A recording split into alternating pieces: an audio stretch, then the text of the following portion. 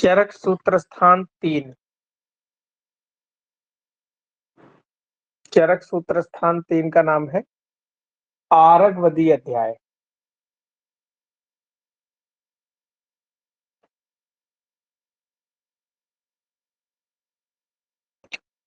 आरगवदी अध्याय।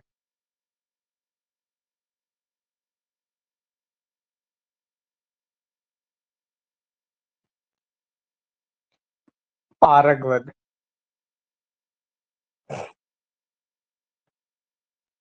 देखिए, आरगवद जो होता है कैसिया फिस्टुला इसका बॉटेनिकल नेम होता है। और आरगवद जैसे जो बड़ी बड़ी अगर कॉलोनी देखेंगे तो इसका पेड़ सुंदरता के लिए, क्योंकि मीडियम साइज का पेड़ होता है और इसके जो फ्लावर होते हैं एकदम पीले रंग के, जैसे सोना लगा होता है, सोना होता है एकदम वैसे इसके फूल होते हैं। इसका फल बड़ा लंबा सा होता है, लाठी की तरह, इसको सियार लाठी भी बोलते हैं। ब्लैक कलर का फल लटकता है। आरगवद के बारे में चरक सूत्र स्थान 25 में आरगवद को चतुरंगुल मृदु विरेचना नाम, मृदु विरेचन द्रव्यों में बताया है चरक ने। दूसरा, आरगवद इंटरनल प्रयोग करेंगे तो विरेचन का कार्य करता है। इसके अलावा इसमें इंटरक्विनोल्स वगैरह पाए जाते हैं, जो क्विनोल्स जो पाए जाते हैं वो फीवर वगैरह में भी अच्छे काम करता है। दूसरा, आरगवद जो होता है इसका बाह्य प्रयोग जो होता है, जैसे आचार्य चरक ने सूत्र स्थान 25 में अग्रे जो प्रकरण है वहां पर कुष्ठ के लिए खदिर बताया, खदिर कुष्ठग्ना नाम। खादिर का इंटरनल प्रयोग कुष्ठ में सर्वश्रेष्ठ होता है, लेकिन अगर एक्सटर्नल प्रयोग पूछा जाए उसमें श्रेष्ठ आरगवद होता है। आरगवद की पत्तियां अगर नारियल के तेल में पका लो और स्किन डिसऑर्डर में ऐसे ही प्रयोग करो, काफी अच्छा रिजल्ट है। तो आरगवद, इसीलिए इस चैप्टर का नाम जो है इसकी प्रमुखता के आधार पर आरगवदी अध्याय रखा गया है। यहाँ पर अगर चैप्टर्स में देखें तो 32 सिद्धतम चूर्ण, 32 सिद्धतम चूर्ण और लेप का वर्णन। अब ये जो 32 है इसमें 7 चूर्ण योग हैं और 25 लेप हैं, यानी कि एक्सटर्नल प्रयोग के लिए मुख्य रूप से। और अगर ये चैप्टर आप अच्छे से पढ़ लो और उसके बाद में आप जितने भी फंगस रेजिस्टेंट वाले केस आते हो या सुंदरता के लिए भी अगर किसी के एक्ने वगैरह ज्यादा है, तो केवल आप चरक का यही चैप्टर अच्छे से पढ़ लो और इसको एकदम कंठस्थ कर लो, तो स्किन डिसऑर्डर के डॉक्टर आप बन जाओगे सिर्फ एक चैप्टर पढ़ने से चरक का। दूसरा, इसी चैप्टर में आचार्य चरक ने मना शिलाले, यानी कि मना शिला, हरताल और अमृता संग, अमृता संग बोलते हैं तुथ्य को, अमृता संग बोलते हैं तुथ्य,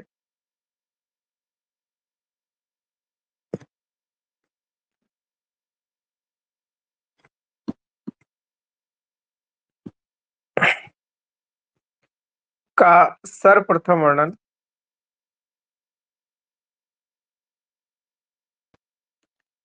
चरक संहिता में किया है।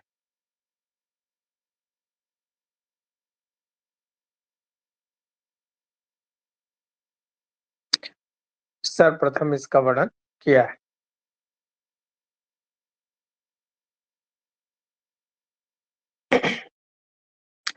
बाकी इस चैप्टर में 32 सिद्धतम चूर्ण और लेप का वर्णन किया गया है।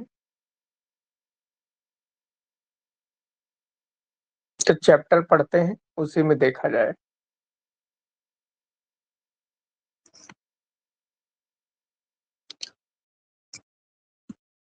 पिछले चैप्टर्स में कुछ पॉइंट रह गए थे, उसको भी नोट कर लें।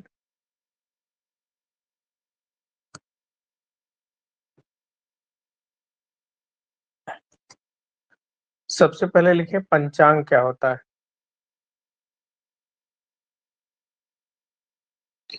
पंचांग, पंचांग किसी भी पेड़ के आप देखेंगे तो उसकी मूल के ऊपर आए तो उसका तना, त्वक, फिर उसके ऊपर आएँगे तो पत्तियाँ मिलेंगी, पत्र, पुष्प और पुष्प से फिर बनेगा फल। ये 5 चीज़ें कहलाती हैं पंचांग।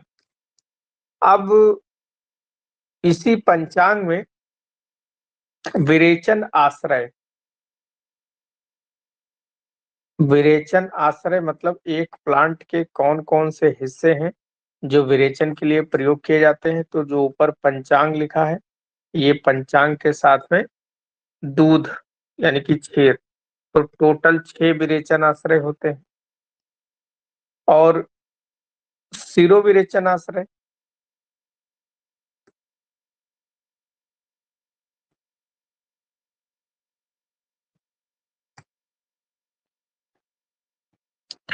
शिरोविरेचन आश्रय, शिरोविरेचन आश्रय में 7 आश्रय होते हैं, जिसमें पंचांग और पंचांग के साथ में कंद और निर्यास, कंद और निर्यास होता है।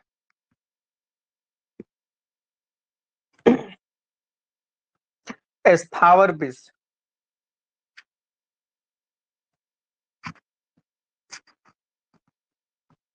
स्थावर विष के अधिष्ठान, स्थावर विष के अधिष्ठान से मतलब होता है कि किसी प्लांट के अंदर जो विष होते हैं, वो विष के अधिष्ठान 10 होते हैं, जिसमें ये कंद, निर्यास और ऊपर क्षीर जो लिखा था, पंचांग, पंचांग के साथ में क्षीर, कंद, निर्यास और इसके अलावा धातु और सार, धातु और सार।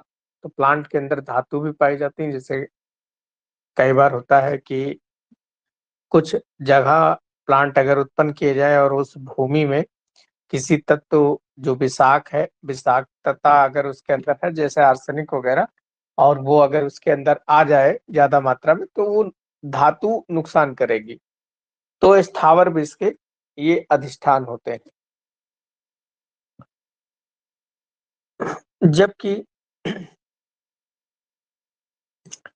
जांगम विष के अधिष्ठान 16 होते हैं।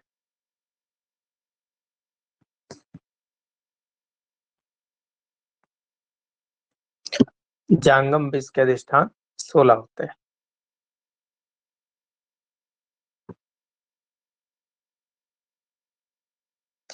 चलो नेक्स्ट अब चैप्टर पढ़ लिया जाए।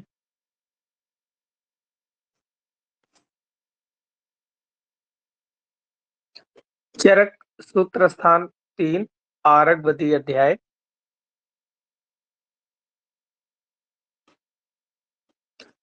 सबसे पहले विमर्श में ही देखें तो इसमें चरक सूत्र स्थान 11 में औषधियां 3 प्रकार की बताई गई हैं, अंतः परिमार्जन, बहिर्परिमार्जन और शस्त्र प्राणिधान।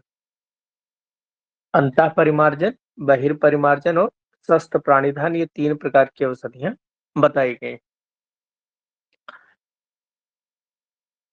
नेक्स्ट देखें 32 सिद्धतम चूर्ण और प्रदेय, जिसमें 7 चूर्ण और 25 लेप का वर्णन है। श्लोक नंबर 5 में देखें मना शिलाले लिखा होगा, यानी कि मना शिला और हड़ताल, आल मतलब हड़ताल का वर्णन किया है यहाँ पर। नेक्स्ट पेज पे देखें श्लोक नंबर विमर्श में देखें, विमर्श में ऊपर से 6 लाइन में देखें कि पित्तज विकारों को दूर करने के लिए शीतल, पतले और सूख जाने वाले लेप को प्रलेप कहा जाता है। आर्द्रो घनस्थ उष्ण स्याद प्रदेह श्लेष्म वातः, यानी कफ और वातज विकारों को दूर करने के लिए मोटा, गरम और गीला जो देर में सूखे ऐसा लेप जो लगाया जाता है उसे प्रादेह कहते हैं। श्लोक नंबर 8 और 9 में देखें कुष्ठादि लेप लिखा होगा और ये कुष्ठादि लेप श्लोक के लास्ट लाइन में देखें कंडू, पिटिका, कोट, कुष्ठ इसमें प्रयोग करते हैं। 10 और 11 नंबर में देखें कुष्ठादि चूर्ण लिखा होगा और कुष्ठादि चूर्ण में लास्ट में इसमें भी देखें दद्रु यानी कि रिंगवर्म, कंडू, किटिभ, पामा, विचर्चिका इसमें प्रयोग करते हैं।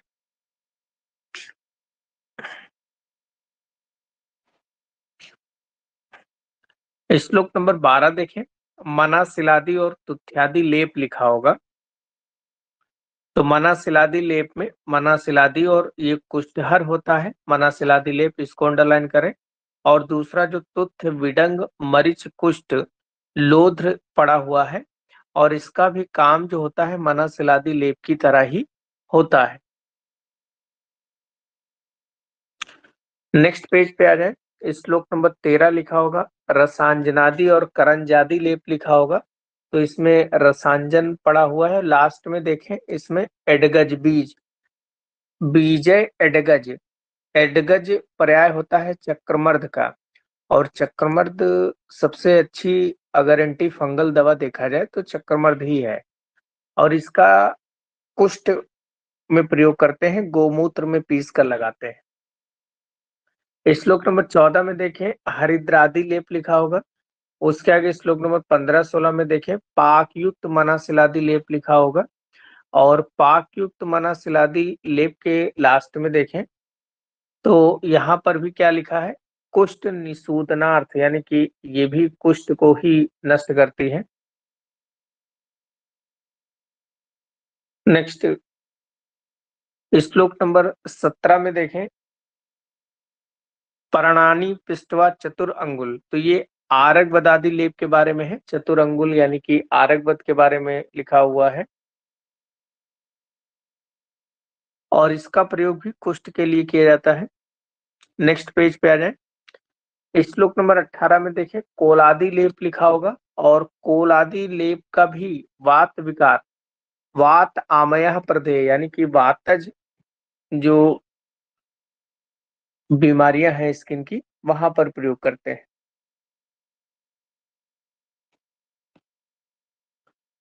श्लोक नंबर 19 में देखें वात व्याधि हर एक लेप लिखा होगा, इसको अंडरलाइन करें। नेक्स्ट विमर्श की दूसरी लाइन में देखें निरस्थि पिसित पिष्टवा स्विन्नम गुण घृतान्विता कृष्ण मरीच संयुक्तम बेसवार इत स्मृता।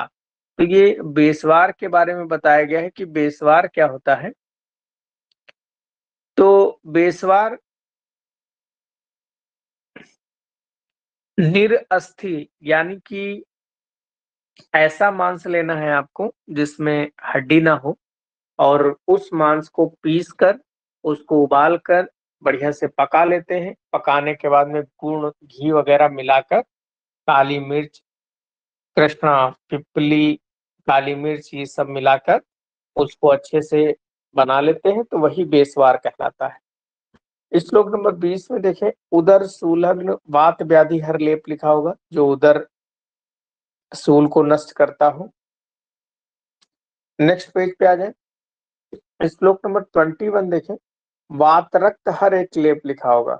वात रक्त गाउटी अर्थराइटिस को बोलते हैं। तो उभय सताहे मधुकम, तो यहाँ पर सताहे यानी कि उभय सताहे सौंफ, सोया और मधुक यानी मुलेठी पड़ी हुई है, इसको अंडरलाइन कर लें।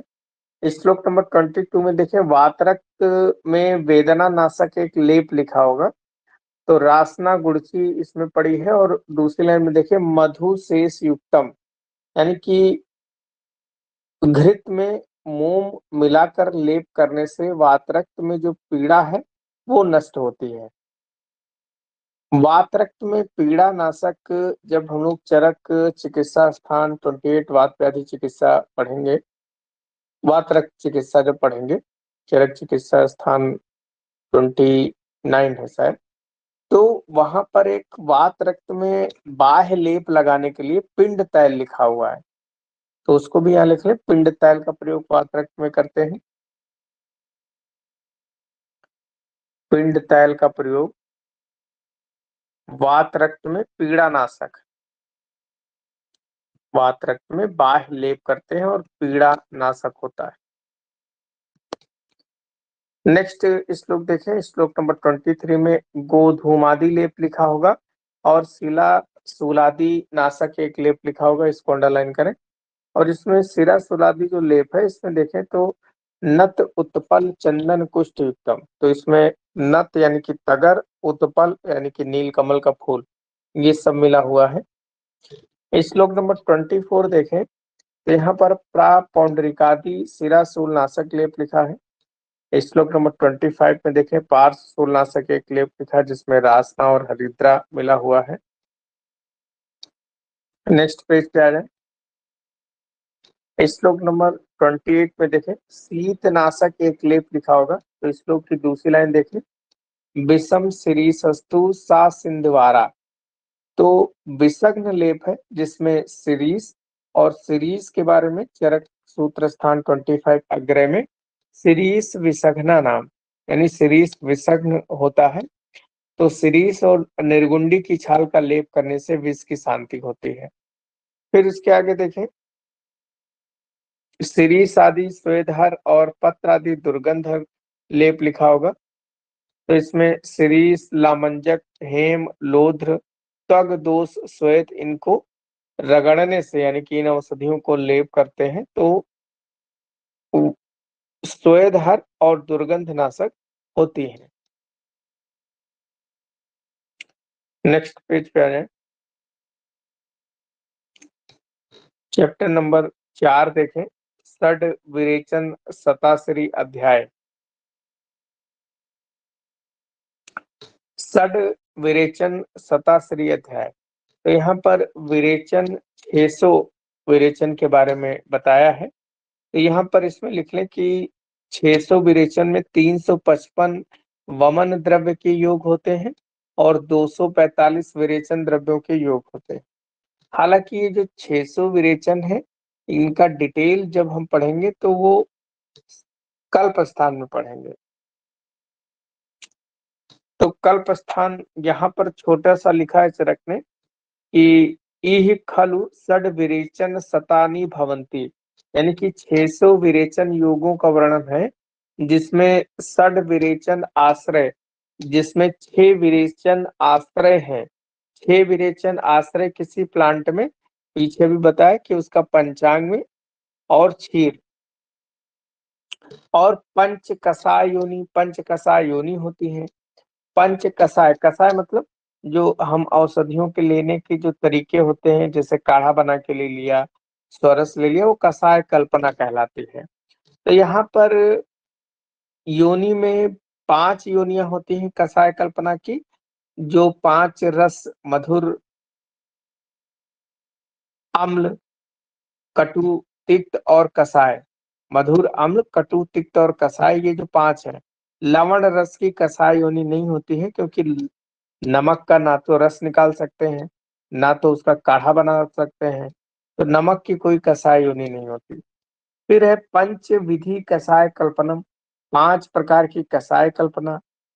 चरक ने 5 प्रकार की कषाय कल्पना बताई है, सुश्रुत ने 6 प्रकार की और काश्यप ने 7 प्रकार की कषाय कल्पना बताई है। फिर 50 महाकषाय, फिर 50 महाकषाय बताए हैं और जिसमें पंच कषाय शतानी, पंच 5 और शत मतलब 100, तो 500 कषाय। 500 कषाय कैसे हैं? 50 महाकषाय बताया और एक महाकषाय में 10 द्रव्य हैं, तो टोटल 500 महाकषाय हो जाते हैं। 500 कषाय द्रव्य होते हैं, महाकषाय 50 है। 50 ग्रुप बताए हैं, एक ग्रुप में 10 औषधियां हैं। फिर उसके आगे विमर्श में ऊपर से 5वीं 6ठी लाइन में देखिए कि तत्र दोष हरणम ऊर्ध्वभागकम वमन संज्ञकम, तो दोषों का ऊर्ध्वभाग से दूर करना यानी उल्टी कराना वमन कहलाता है, और दोषों को अधोभाग नीचे के रास्ते से उसको पोटी करा के दोषों को बाहर निकालना विरेचन कहलाता है। और इन दोनों को शरीर मल विरेचन विरेचन शब्द लपते हैं। तो वमन और विरेचन दोनों को मिलाकर विरेचन शब्द चरक ने बताया। नेक्स्ट पेज पे आ जाए। नेक्स्ट पे केशो वमन विरेचन के योग यहाँ पर देखें तो हिंदी की तीसरी लाइन में देखें, मदन फल के 133, जिमूतक के 39, इक्ष्वाकु के 45, धामार्गो के 60, कुटज के 18, कृतवेधन के 60 है। तो टोटल ये 355 हो जाएंगे। विरेचन वाले देखें तो श्यामा त्रिव्रत के 110 होंगे, तो जिसमें श्यामा के 100, त्रिव्रत के 10 होते हैं। चतुरंगुल के 12 विरेचन योग हैं, लोध्र के 16, महावृक्ष यानी कि स्नूही के 20 विरेचन योग है। सप्तला और शंखनी दोनों के 39 विरेचन योग हैं, और दंती और द्रवंत्री के 48, तो टोटल 245 हो जाएंगे। तो 245 और 355 मिलाकर 600 विरेचन हो जाएंगे। नेक्स्ट श्लोक नंबर 5 में देखें तो विरेचन द्रव्यों के यहाँ पर आश्रय लिखे होंगे। विरेचन द्रव्यों के आश्रय में क्षीर, मूल, त्वक, पत्र, पुष्प, फल, नीति। तो बाकी तो मूल, त्वक, पत्र, फल, पुष्प ये तो पंचांग है। दूध यहाँ पर और ऐड कर दें क्षीर, तो ये षड विरेचन आश्रय हो जाएगा। पंच कषाय योनि देखें, मधुर कषाय, अम्ल कषाय, कटु कषाय, तिक्त कषाय और कषाय कषाय, यानी कि लवण की कषाय योनि नहीं होती है। नेक्स्ट, पंच विधम कषाय कल्पनम इति तदता स्वरस कल्क स्रत शीतम फांट कषाय इति। तो स्वरस, कल्क, स्रत, शीत और फांट ये 5 प्रकार की कषाय कल्पनाएं होती है। ये जो 5 प्रकार की कषाय कल्पना है, इनकी मात्रा भी ऊपर ही लिख लें। इस स्वरस की 2 तोला, कल्क की 1 तोला, स्रत यानी कि काढ़ा जो होता है वो 8 तोला, 8 तोला मतलब 2 पल, और शीत की 8 तोला और फांट की 8 तोला। दूसरा यहीं पे लिख लें कि स्रत यानी काढ़ा 1:16, शीत हिम कल्पना 1:6 और फांट कल्पना 1:4 में बनाते हैं।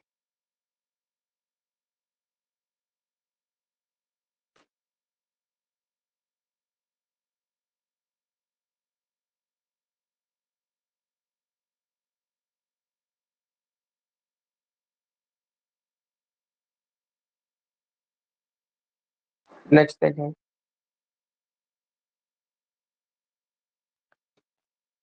स्वरस किसे कहते हैं तो यंत्र निष्पीडतात् द्रव्यात् रसा स्वरसा उच्यते। तो चरक ने कहा कि यंत्र से किसी को दबाकर उसका जो रस निकाला जाता है उसे ही स्वरस कहा जाता है।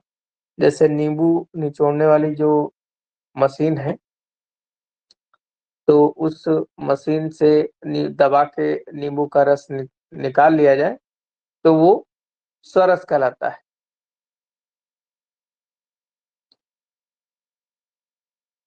दूसरा, विमर्श में देखें, विमर्श में सारंगधर जी ने बताया होगा कि वस्त्र निष्पीड़ितो, तीसरी लाइन में देखें, वस्त्र की सहायता से, और उसके पहले उन्होंने कहा कि आहत तक्षण कष्टात द्रव्यात, यानी कि द्रव्य को कूट लो अच्छे से और उसके बाद में वस्त्र से उसको दबाकर उसका जो रस निकाला जाता है तो उसे कहते हैं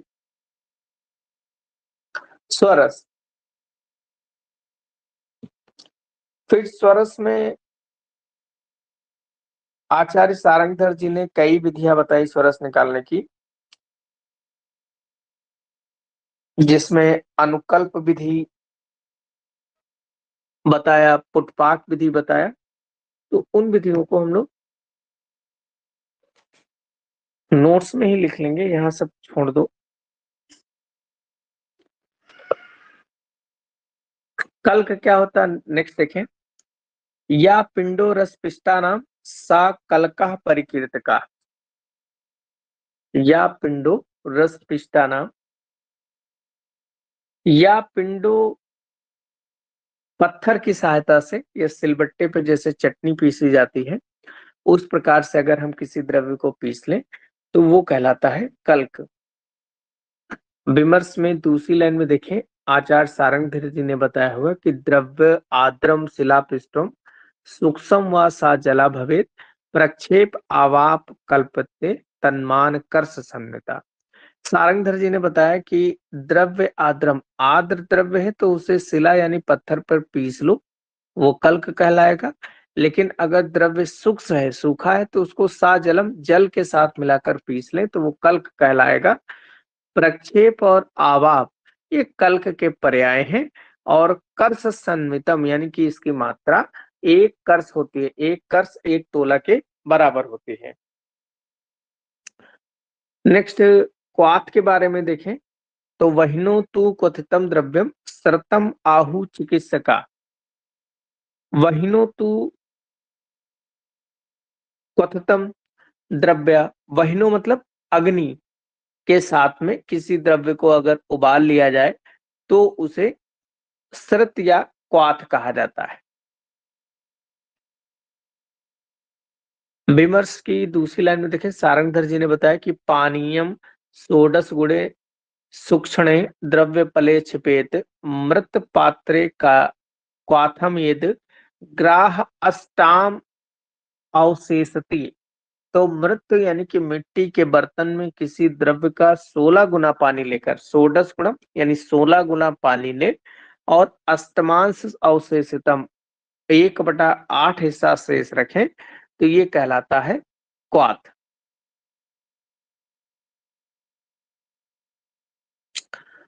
इसी विमर्श की लास्ट में देखें, क्वाथ कब लेना है, आहार रस पाकेचा संजाते द्विपलोन्मितम।